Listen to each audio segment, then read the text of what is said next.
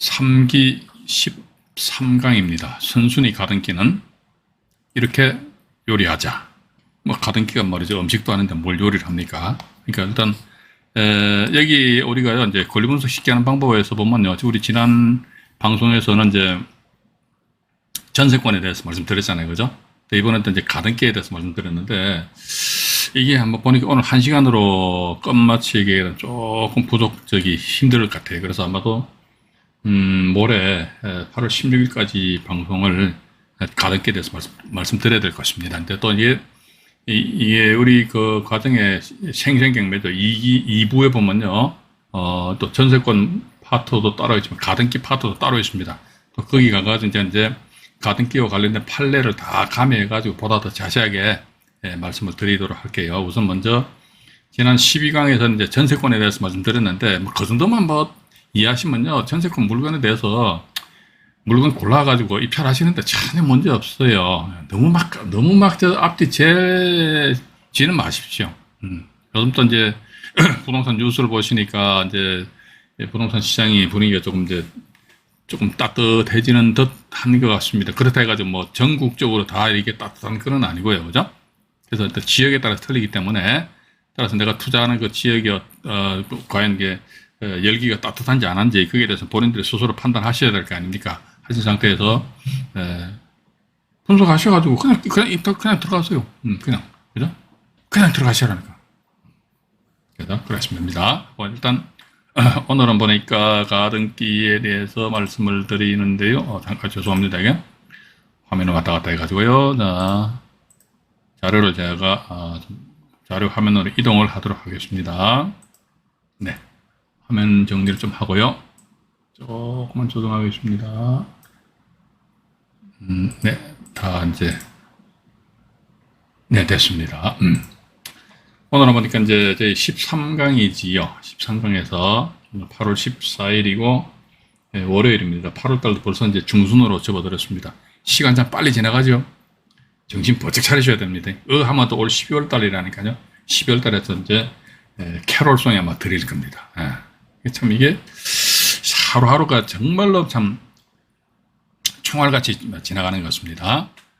자, 오늘 보니까 이제 권리 분석 쉽게 하는 방법, 쉽게 하는 방법 간단하죠. 모르는 거 안 하면 돼요. 이게 지금 말장난하는 거 아닙니다. 모르는 거 너무나 막 미련을 가지지 마십시오. 그죠? 그러니까 우리 지난 시간에는 이제 전세권에 대해서 말씀드렸고 인수 소멸 뭐 말씀드렸잖아요. 그죠? 이번에 보니까 이번에 가등기 인수 해가지고요. 인수하는 거. 또 이제, 아마 오늘 아니면 모레 8월 16일 날 해가지고요. 예. 법원에서 이게 참 신기합니다. 저는 참 신기해요. 뭐냐면요. 똑같은 사안인데, 예? 어떤 법원에서는 직권으로 말소시켜주고, 어떤 법원에서는 말소는 안 시켜줘요. 말소 안 시켜주면은, 누가 답답한데, 낙찰자가 답답하잖아요. 그죠? 낙찰자가 답답하니까 낙찰자는 소송 제기한단 말이에요. 소송 제기해가지고 뭐 확정 판결에 의해서 말소된 그런 경우도 있고 또 어떤 법원은 보면은 아예 이건 지금 가등기입니다. 가등기 이권자가 나중에 번등기 하면 안 된다 이게 안 되는데도 불구하고 번등기 해가지고요 낙찰자 소유권 상실해버려요. 완전히 제가 볼 적에는요 개판 5번전입니다. 진짜 개판입니다. 그래서 이 가등기에 돼가지고는요 그러니까 저는 이런 게 있다는 것만 여러분들한테 소개 말씀드리는 겁니다. 소개 말씀드리는 것이고 여기에 대해서 그러면 이런 사안에 발생됐을 경우는 정확한 답은 뭐냐? 라고 저한테 질문 주시면요. 전 몰라요. 왜? 법원에서 저랬다 하는데 제가 어떻게 합니까? 그죠? 그래서, 저도 이제 사실 그런 유행 물건에 대해서 입찰 참여한다 그러면요. 이게 어느 장단에 춤춰야 될지 모르겠더라. 또 이제 어떤 법원 같은 경우는, 예를 들자면 가등기 해가지고요. 인수한다. 이런 식으로 매각 물건 명세상에 표시가 되어 있으면, 이거 인수되는구나. 이렇게 생각을 하고 들어가서 낙찰 받고 나서 소송에 의한 확정 판결 받아가지고 말소를 시키든지 아니면 또 어떤 법원 보니까 소송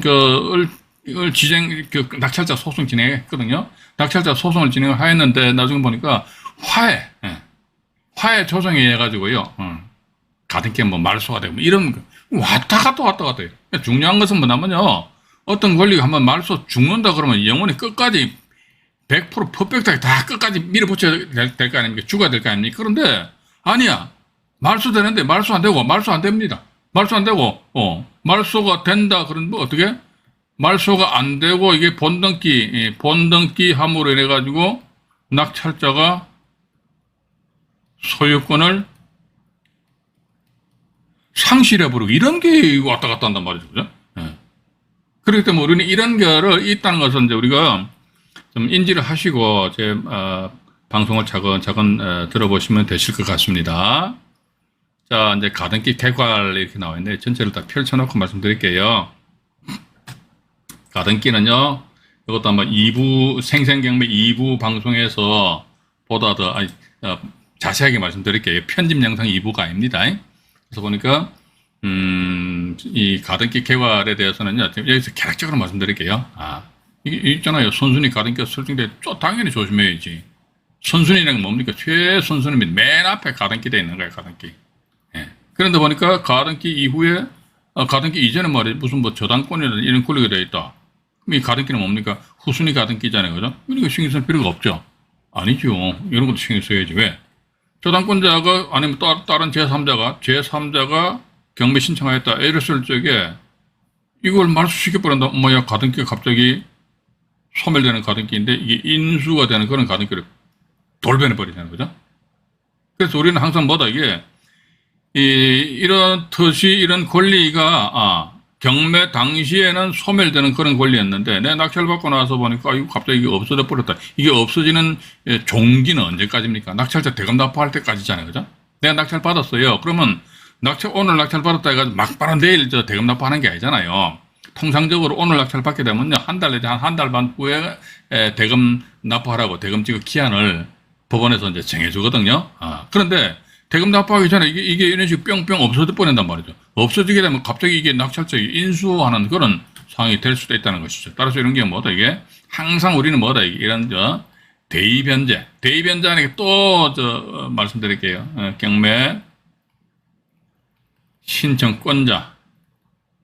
신청권자를 확인하자. 이게 아마 다른 영상물에서 말씀드렸어요. 이거 저는 상당히 중요하다고 보고 있습니다. 근데 방송 들으시는 분들 중에서, 아니야. 이건 그렇게 중요하겠어? 그러신 분들은 그렇게 생각하세요. 제가 강요는 안 합니다. 이게 제가 여기에서 방송하는 것은 어디까지나 제 입장에서 말씀드리는 거예요. 과거에 제가 경매 투자를 하면서 또 과거에 제가 카페 회원들과 같이 공동투자 이렇게 하면서 실질적으로 경험했던 것을 말씀드리는 것인데, 제가 말씀드리는 이 내용이 완전히 이건 경매 바이블이다. 노노노노노. 그거 아닙니다. 경매 투자의 한 방편이라는 것이죠. 그죠? 방편인데, 제가 보는 관점에서는 대변자가 어쩌고저쩌고, 경매 신청권자를 확인하자. 이게 어쩌고저쩌고. 이 과거의 경험칙으로 봐가지고는, 이렇게 해야 되겠다. 또 하나 더, 지분 경매 같은 경우는 제가 역경매 막 말씀드리잖아요. 그죠? 이것도 제가 직접 눈으로 목격을 했기 때문에 말씀드리는 거예요. 저는 이런 사태가 발생이 안 됐음에도 불구하고 제가 이야기한다면 그건 좀 완전히 주제 넘은 이야기 아닙니까? 그죠? 그래서 이게 제가 옆으로서 딱 보니까, 요거 봐라. 요렇을 경우 이런 식으로 상대방에서 한마디 수일키고 수싸움 같아요. 지분을 낙찰받았는데 탁 상대방에서 뭔가 뒤틀어버렸어요. 뒤틀어버리게 되면은 지분 낙찰받았으신 분 입장에서 봐가지고 때려는 봐서 낭패를 보는 그런 경우가 이제 없잖아 있을 수 있다는 것이죠. 낭패 본 그런 사례에 대해 가지고는요, 궁금하신 분들은요, 2기 라이브 방송에서 보면 지분 파트 강의 한 게 있잖아요. 그거 보세요. 이번 3기 때도 2기에서 방송했던 그 내용, 그 사건 그대로 해서 말씀드릴 거예요. 앞으로도 이게 4기, 5기, 6기 언제까지 진행될지 모르겠습니다만은, 그 전에 썼던 그 사례를 그대로 하고, 또 방송을 진행하다 보면 보다 다른 새로운 사례가 또 나타날 수도 있거든요. 그때 제가 가미해서 말씀드리도록 할게요. 이거 보니까, 왜냐하면은, 소멸되지 않는 가등기로 인해 낙찰자 이런 경우, 오늘 아니면 이제 모레 실제 낙찰자 소유권 상실한 사례를요, 실제 진짜 보여드릴게요. 제가 등기부등본에 의해서 보여드릴게요. 등기부등본 보면 그래도, 이런 게 있구나. 그죠? 낙찰자가 소유권을 상실할 수도 있기 때문입니다. 경매 투자하는 목적이 뭐냐, 이거지. 그 경매 낙찰 부동산을 내 걸로 만들어가지고, 누구한테 되팔아가지고, 얼마의 수익을 남기는 것이 목적이잖아요. 그죠? 근데 되팔아가지고 수익 남길 게 목적인데, 어머야, 낙찰받아가 내 앞으로 잠깐 소유권 이제 넣겠는데, 아이고, 나중에 보니 뿅! 해가지고 소유권 상실해버렸네. 아이고. 그죠? 그래서 이게 선순위 데이터 일단 조심하자는 거. 또 이제 근데 보니까 이 선순위 가등기가 담보라면요. 담보라면 담보 가등기는 소멸된대요. 가등기 종류가 두 가지가 있어요. 이게 담보 가등기가 있고 보존 가등기가 나와 있는데 선순위 가등기가 담보 가등기다 그러면 이제 담보 가등기 밑에 나와 있습니다. 뭐 가등기 담보 등에 관한 법률 제 15조 보니까 담보 가등기는 뭐다? 저당권으로 본다 이렇게 되어 있습니다. 그러니까 또 낙찰자에게 매각으로 소멸한다 이거죠. 왜냐면 저당권도 보면요. 민사집행법 몇 조입니까? 민사집행법 91조죠, 그죠? 91조 제2항 규정을 보시게 되면요. 저당권은 경매시 매각으로 꼴가닥 죽어버린다, 이렇게. 담보가등기도 보니까, 매각으로 담보가등기는 소멸한다. 또 밑에 3번 같은 경우는 이게 보전가등기라면 소멸하지 않고, 근데 문제는 뭐냐면요. 이게 우리가 선순위 가등기가 됐는데, 이놈은 가등기가 말이지, 담보가등기인지 보전가등기인지는요, 부동산 등기부 등본만 가지고는요, 도통 알 방법이 있다, 없다? 없어요. 전혀 없습니다. 예. 또 나아가서 대법원 판결인가 보면 이런 판례가 하나 있더라고요. 뭐냐면요, 부동산 가등기 같은 경우는요, 등기 형식, 등기 형식에 의해 가지고 담보가등기냐 보전가등기냐 이렇게 판단하는 것이 아니고 등기 형식 가지고 판단하는 게 아니고 그건 뭐다 봐가지고 실질적인 내용을 가지고 담보냐 보전이냐 우리가 통상적으로요 담보가등기 하게 되면요 부동산 등기부 등본상에 보면요 무슨 대물 반환 예약 이렇게도 표시돼요. 근데 보전가등기 같은 경우는요 이게 또 대물 반환 예약이 아니거든요. 다른 어떤 등기부상의 어떤 표시가 돼버린다. 근데 등기부 등본상에 보니까 이게 예를 들어가 대물 반환 예약으로 되어 있다. 야, 그럼 이게 담보가등기네. 노노노노. 절대로 그거 아니라. 그러니까 등기부 등본상에 등기된, 이게 보전가등기 같은 경우는 매매 예약 이렇게 돼 있거든요. 매매 예약이니까 이게 보전가등기구나. 이렇게 볼 수도 없다는 겁니다. 매매 예약으로 등기되어 있다 손치더라도 이놈이 담보가등기일 수도 있다는 거예요. 그럼 이게 담보인지 보전인지 얘기에 대한 어떤 기준은 뭐냐, 그러니까 실질적인 내용이라. 그러니까 예를 들어 등기 형식은 보전가등기인데 가만히 조사해보니까 야, 너 가등기 너 왜 설정했냐? 너 채무자한테 돈 꾸어줬다 이거지. 금전 돈이 왔다 갔다 해서 그죠? 금전 채권입니다. 그럼 담보가등기입니다. 그럼 또 하나 더 이제 가등기원자 또 물어봅니다. 야, 너 왜 가등기 설정했냐? 그러니까 돈 줬대. 누구한테 가등기 설정한 부동산 소유자한테 돈 줬다 이거지. 왜 돈 줬냐? 나 저 집을 내가 살려고. 내가 매입을 하려고. 그러면 매입한다는 건 뭐죠? 소유권이죠, 그죠? 소유권입니다. 소유권이라는 권리를 가져오기 위한 전 단계로서 가등기한다. 이건 보존 가등기입니다.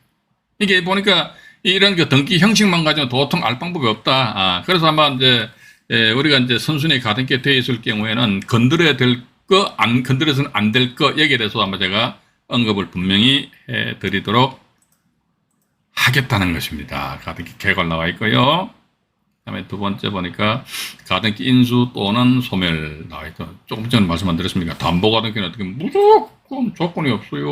무조건 소멸이에요. 무조건 소멸. 여기 보니까 순순히 A 가등기가 있고 B 임차인 전입 C 저당권 C 저당권자가 이렇듯이 경매 신청했다는 거죠. 이렇게 하게 되면 이게 설정된 요 가등기가 만약에 담보가등기라면은 이런 식으로 제가 조건을 달아놨습니다. 담보가등기라면은 이 가등기는 건저당권을 보기 때문에 담보가등기는 이게 소멸기준. 우리가 경매 사건에 있어서 소멸기준 권리 하면요, 한번 이야기해 볼까요? 뭡니까? 건저당권, 저당권. 뭐 있죠? 가압류, 압류. 또 뭐 있죠? 가등기는 가등기인데 무슨 가등기? 담보가등기. 또 뭐 있죠? 강제 경매 기입 등기. 또 뭐 있죠? 어떤 제한적입니다. 제한적이지만은 전세권. 그죠? 전세권도 이게 때려는 봐서 당해 경매 사건에 있어서 소멸 기준 권리가 될 수도 있거든요.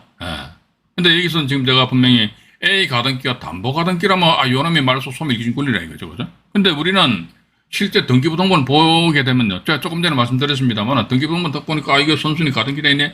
야, 이게 뭔 가등기야? 이거 담보야, 보존이야? 몰라. 뭐 또 알 방법 없어요. 봐가지고. 다른 제3자가 경매 신청했다. 그러면요, 제가 볼 때는 이 선순위 가등기가 되어 있는데, 이런 경우는요, 뭐, 보시면 이 완전히 100% 담보 가등기다. 이렇게 보시면 될 것 같아요. 뭐냐면요, A라는 사람이 가등기를 설정을 해왔고, 그 다음에 B라는 사람이 뭐 예를 들어가 저당권을 설정하였고, A라는 사람 어떻게 한다더라, 이게 임의경매 신청을 하였다더라, 이렇게 나오거든요. 임의경매 신청하였다더라, 이것은 이제 담보 가등기다, 그렇게 볼 수는 있는 것 같아요. 그래서 간혹 가다가 이런 인터넷상에 일반 개개인들이 블로그를 운영하고 있잖아요. 근데 블로그 상에 보면요, 이 담보 가등기 같은 경우는 이게 소멸되는 경우는 어떤 경우냐니까 첫 번째 요걸 합니다. 이거 맞아요. 두 번째 보니까 가등기권자가 어떻게 경매가 진행되는데 채권 계산서를 제출하면요, 이것은 담보 가등기래요. 따라서 이 가등기는 소멸한다. 이런 식으로 언급을 해놓은 블로그들이 간혹가다 있거든요. 이거 아니에요, 이거 아니에요. 큰일 나요. 큰일 난다니까.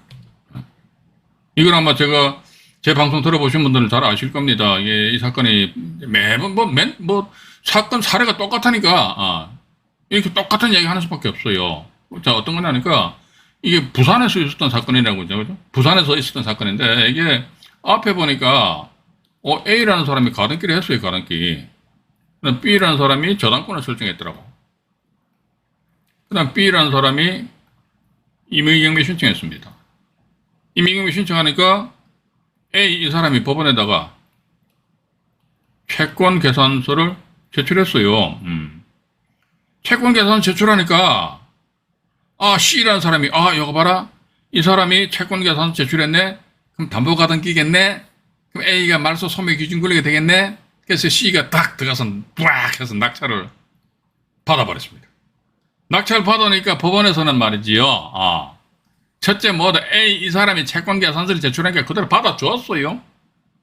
예? 접수 받아줬다는 거죠. 그러니까 접수 받아주니까 C의 입장에서는 법원에서 이 사람의 채권 계산서를 받아줬다는 것은 이 사람이 담보 가등기란, 왜냐면 채권 계산서니까 제가 조금 전에 말씀 안 드렸습니까? 담보 가등기는 뭐냐? 그러니까 돈 꾸어준 거라니까.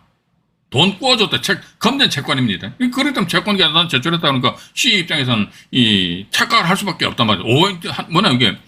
이게 담보 가등기는 채권 계산서잖아요. 보전 가등기는요, 채권 계산서 제출할 여지가 없어요. 왜냐면 당신 왜 돈 줬어? 돈 꿔줬어? 아니, 그럼 왜 줬어? 나 저 집 살려고 저 집을 살려고 내가 돈을 줬다. 이게. 돈이 왔다 갔다 한 사실은 담보든 보존이든 똑같아요.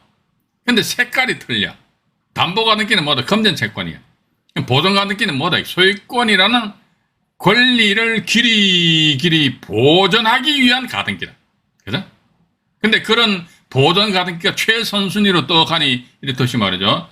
이 보존 가등기가 최선순위로 떡하니 설정되어 있다 그러면 낙찰죄 인수하는 것이고, 근데 만약에 이 보존 가등기가 저당권보다도 나중에 있다 그러면 이 보존 가등기는 죽는데, 문제는 뭐냐? 다른 제3자 또 말씀드립니다. 제3자가 경매 신청했단 말이죠. 경매 신청했다 이래 설정해 봐가지고 누가 낙찰 받고 나서 뿅뿅 이거 없어져 버릴 수 있거든요. 대입인데. 그러면 원래 저당권이 있을 적에는 이 후순위 가등기는 죽는단 말이죠. 그런데 낙찰되고 나서 여기 저당권이 말소돼 버렸어. 말소되고 나니까 갑자기 죽는 가등기가 다시 되살아난다는 것이죠. 그죠? 이러한 경우의 수가 발생될 수 있고, 물론 이제 이렇게 되면 또 이제 경매 투자자 입장에서는요, 몸부림 칠 수 있는 방법이 있어요. 매각 불허가 신청이다, 매각 허가 결정이다, 취소 신청이다, 매매 대금에 반환 신청 그런 여러 가지 절차가 있는데 번거롭잖아요. 그죠? 그래서 일단 보니까, 그래서 이 사건 같은 거 다시 말씀드립니다. 보니까 C 입장에서 억울하지요. 이 사람 채권 계산 제출했으니까 당연히 나는 담보 가등기 알았다. 담보 가등기 알고 또 법원에서조차 또 이 사람이 대금 납부를 했으니까 대금 납부한 거 가지고 배당을 실시하는데 A가 채권 계산서 제출했잖아요. 그러니까 1등을 해가 A하고 나머지 찌끄레기에 대해서 2등 B 저당권자한테 배당을 해준 게 B 저당권자가 우이씨 하면서 그냥 배당 금액에 대해서 이의가 있는 사람은요, 배당 기일 당일날 반드시 그것도 구두상으로 이야기하면 됩니다. 아, 저요, A 이 사람에 대한 배당에 대해서 이의가 있습니다. 이렇게 말만 하면 돼요. 뭐 서류를 꾸미는 게 아니거든요. 말만 하면 그때는 법원에서 그래요? 그 배당 이의 있으면은 B 당신은 말이지 A를 상대로 해가지고 뭘 한다 하더라 이게 배당 이의 있습니다. 그러니까 배당 이의 소송을 제기해라. 그럼 배당 기일 날부터 배당 기일입니다. 배당 기일 날부터 배당 이의 소송 제기가 일주일 안에 소송 제기해가지고 소송 제기하면은 소제기 정명원을 법은 민사가하면 발급받을 수 있거든요. 소제기 정명원을 소송을 제기했다는 게 일주일 안에 소송 제기해라 이거지. 일단 소송 제기하는 거예요. 소제기 정명원을 발급받아가지고 우리 담당 경매계 나한테 그 소제기 정명원을 제출해. 그러니까 알았어. 해가지고 B분이 배당기일 날 이런 식으로 우이시해버려요.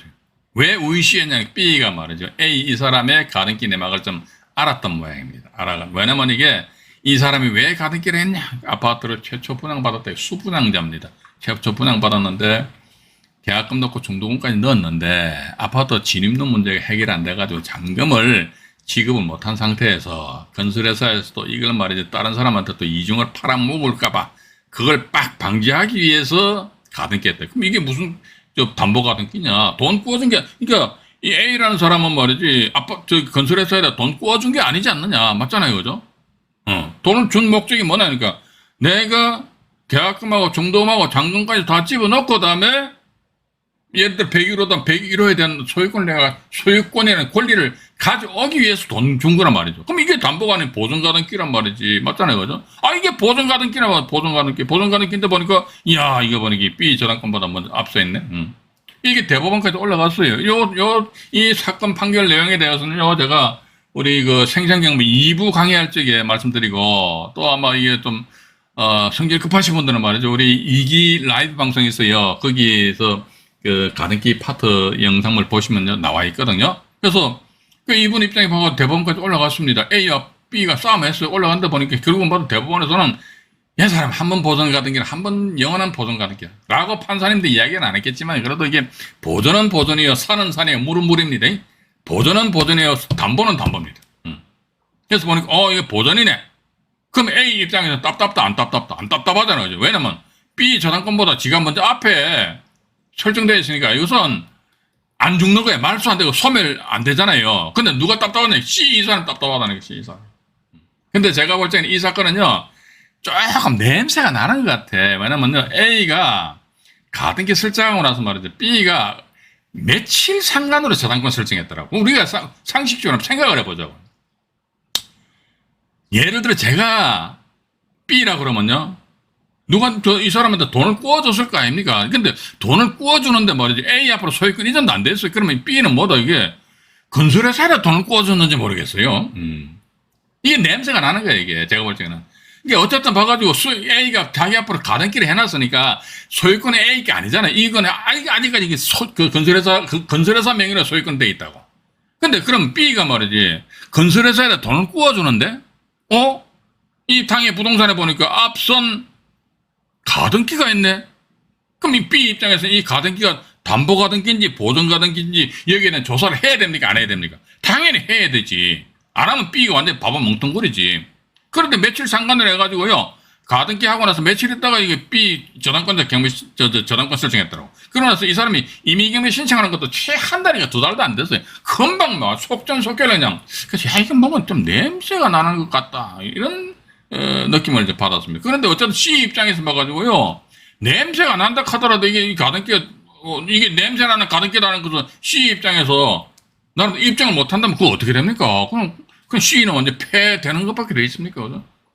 그러다 보니까 결과는 좀 뭐다. C 입장에서는 물론 그렇습니다. 이게 A가 C하고 이제 만나서 이야기하겠죠. 내가 해가지고 계약금하고 중도금까지 넣었는데 아파트 진입로 문제가 해결이 안 돼가지고 내가 가등기 설정했다. 그런데 내가 건설회사에다가 계약금하고 중도금 한 2억 정도 되는 것 같더라고요. 계약금하고 중도금을 한 2억 정도 줬거든. 그러니까 당신 C 당신 있잖아. 나한테 2억만 줘봐. C 입장에서 환장해버리, 팔색돼버리. 우리가 안 그렇습니까? 2억이라는 금액을 인수한다. 그럼 인수하는 걸 알고 투자 활동하면 괜찮아요. 근데 전혀 몰라서, 요것만 내가 낙찰 받으면 모든 게 다 클리어하게 딱 끝나버린다 이거지. 근데 나중에 보니까 뿅 해가지고 2억만 내나. 만약에 2억 안 좀 내가 보던 가니까 그대로 말소 안 되는 거야, 말소. 말소 안 되는 거야. 이런 식으로 이게, 나가 상차 또 뭐다. 이 사람이, 돈 안 주게 되면 이분님 같은 경우 소송 제기해가지고 말이야. 본인이 또 경매 신청을 할 수도 있지 않겠느냐는 그런 생각 가진다는 거죠. 그죠?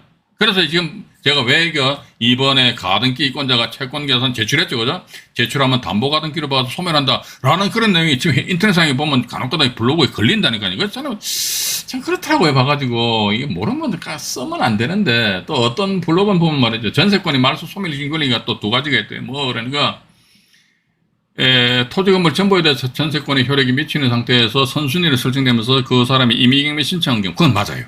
두 번째 그러니까 다른 제3자가 경매 신청했을 적에 선순위 전세권자가 법원에다가 배당 신청하면 그 전세권은 소멸 기준 권리래요. 웃기는 소리라고 앉아있네. 소멸 기준 권리가 아니고요. 배당 신청하면 단지 소멸되는 거야.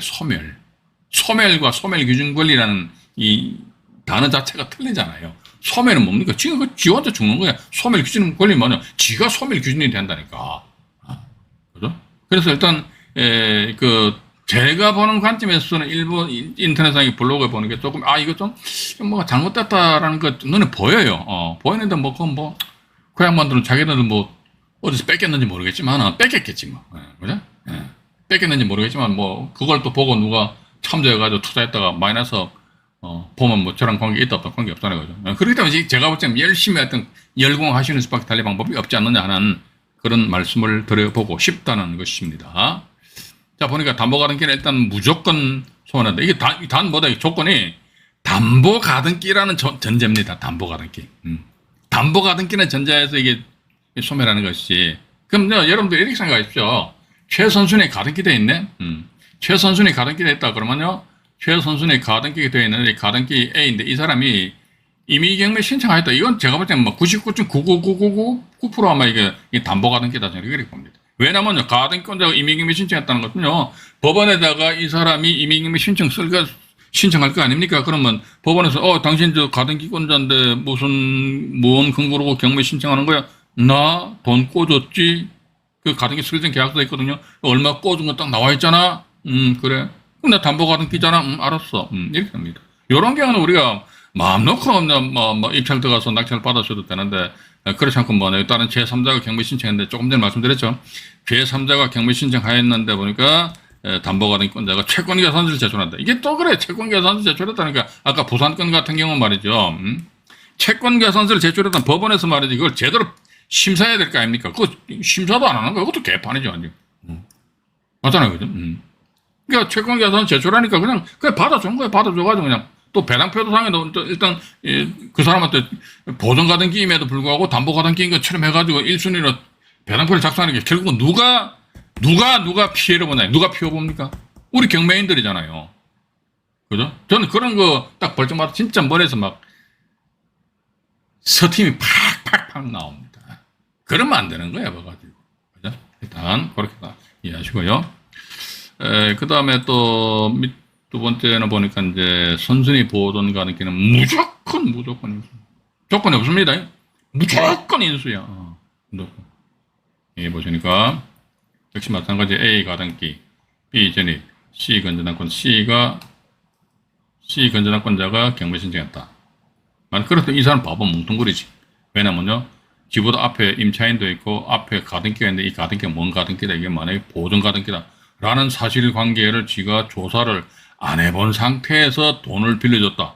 대체적으로 이 C 저당권자를 보면요. 일반 금융기관은 포함이 안 됩니다. 이 사람들 철저히 조사해요. 누가? 개인들이 말이에요. 대체적으로. 저당권 막 설정해 주더라고. 저당권만 설정하면 만능인 줄 알죠? 웃기는 소리 하지 마요. 봐가지고. 허당될 수도 있는데. 잘해야 돼. 정신 똑바로 차리고 해야 된다니까. 그래서 돈 벌 적에 말이지. 콧물 짜가면서 돈 벌어가지고 나중에 한 입에 그냥 턱 털어넣어버리잖아요. 그죠? 특히 우리 경매 바닥에서 보면요. 한 입에 몇 천만 원 입에 턱 털어넣는 사람들 제법 많이 있습니다. 솔 차이 많이 있어요. 제가 작년인가 재작년에 보니까 한 입에 말이지 2억에 3억을 툭 털어 넣어버리더라고. 입찰 보증금. 덩치 엄청 큰 거잖아요. 와, 참 대단하더라고요. 저 같으면 이게 밤에 잠 못 잘 것 같아. 한 입에 3억이 톡 들어간, 입술고 들어갔다 하더라고요. 어쨌든 봐가지고요. 이렇듯이, 근데 만약 이게 제가 또 여기서 이제 단서를 달았으면 A 가등기가 만약에 보존 가등기라면은, 보존 가등기라면 나와 있잖아요. 그래서 보존 가등기라면 소멸 기준 권리 이게 되거든요. 이게 되면서 보존 가등기 인수하고, 다음에 B 임차인 인수. 근데 만약에 이 A라는 사람이 나중에 지가 본등기 해버리면 B 이 사람조차도 A 가등기한테 대항을 못하고, 그죠? 이 사람이 가등기가 나중에 본등기 한다면요, 본등기 순위는 뿅 가등기 한 날 소급해버리거든요. 그럼 봐가지고, 가등기권자가 소유자로 된 때는 이 가등기한테란 말이죠, 이때. 근데 그 이후에 너 전입신고 했잖아. 그럼 너는 죽어라. B도 멍청이라니까. 그럼 이 사건이 있어가지고, 1차 멍청이는 C 전환권자고, 2차 멍청이는 뭐다? B 임차인이다. 할 땐 그렇게 보셔야 됩니다. 근데 중요한 사안은 뭐냐? 제가 조금 전에 말씀드렸습니다만은, 등기부등본상에 등기된 그 등기 형식이죠. 그러니까 우리 통상 가등기 하니까 매매 예약 이런 식으로 표시되어 있어요. 대물 반환 예약 해가지고. 그런 것만 가지고, 이게 담보다 보존이다. 알 방법 전혀 없어요. 없다니까. 좀 정확하게 알 방법 알게 표시하면 될 거 아니냐. 그럼 위에서 법에서 그렇게 안 한다고 그러니까, 안 하고 있으니까, 우리 투자자 입장에서 그런 걸 아시고 나름대로 투자 결정을 아마 하셔야 되지 않을까 하는 그런 생각 가지게 됩니다. 이러한 경우보다 실패한 경매 투자가 될 수 있다. 실제 그 실패한 사례를 제가 우리 시청자 여러분들은 되게 사례를 막 보여드려야 된다는 거예요. 맨날 이런 경우 강의만 하면요, 식상해. 그죠? 우리가 이게 경매 공부하는 것이 목적이 뭐냐, 이게 돈 버는 게 목적이잖아요. 그죠? 그러면은 이번 시간처럼 가등기에 대해서 말씀드린다면 1부에서는 가등기 이론적인 부분 말씀드리고, 그다음에 2부에서는 실제 이제 경매 사례를 가지고 이제 여러분들한테 조금 좀 등기부등본까지 포함해서 말씀드릴 거란 말이죠. 그죠? 그런 식으로 해야지만 아마 이런 경매 지식이, 실전적인 지식이 나한테 보다 빨리 확 와 닿아 버린다고. 그래야지만 어떤 교육의 전달 효과가 극대화될 거 아니냐라는 그런 생각을 하면서요. 이제 인수 가등기 나와 있죠. 그죠? 요건 아마 다음 시간에 요 사례입니다. 요 사례 내가지고요. 요 간단하게 말씀드릴게요. 보니까, 여기 보면, 인수 가등기 본등기로 낙찰자 소유권을 상실해버렸어요. 나와 있잖아요. 선순위, 요 전부 다 선순위 가등기입니다. 선순위 가등기인데 화해 권고 결정 후에 해제로 말소돼버렸어. 또 이거 보니까 가등기는 말소 안 됐어요, 이제. 또 해제로 말소되고, 이게 선순위입니다. 이런 경우, 이렇게 될 수 있어요. 왜냐면, 해제로 말소되었다는 것은 뭐다 봐가지고 가등기권자 가서 둘이서 이제 쇼당 붙이는 거지. 표현이 좀 뭐합니다만은, 돈 얼마 주고 가등기 말소를 한다든지, 그죠? 또는 아니면 또 확정 판결. 근데 이 확정 판결이라는 것은 이 낙찰 받으신 분이 가등기적 허위 통정 의사 표시에 의한 가등기란 말이죠. 확 소송해가지고. 근데 이게 우리가 제3자 입장에서 봐가지고요. 그 가등기가 진짜 진정 말이지 허위 통정 의사 표시에 의한 정말로 어떤 가짜 가등기다. 그것을 우리가 알 수 있는 방법이 있습니까? 없습니까? 이해관계인이 아니라면 알 방법이 있다 없다? 저는 없다고 보고 있습니다. 근데 또 이 건 같은 경우 보니까 이게 또 직권으로 말씀해 이런 식으로 이제 아마 요 인수 가등기에 대해서는 말이죠. 지금 제가 잠깐만 하나, 셋, 넷, 다섯, 여섯 개, 요 이제 화면 정리하고 2부 방송에서 제가 말씀을 드려보도록 하겠습니다. 3기 13강 1부 방송을 마치도록 하겠습니다.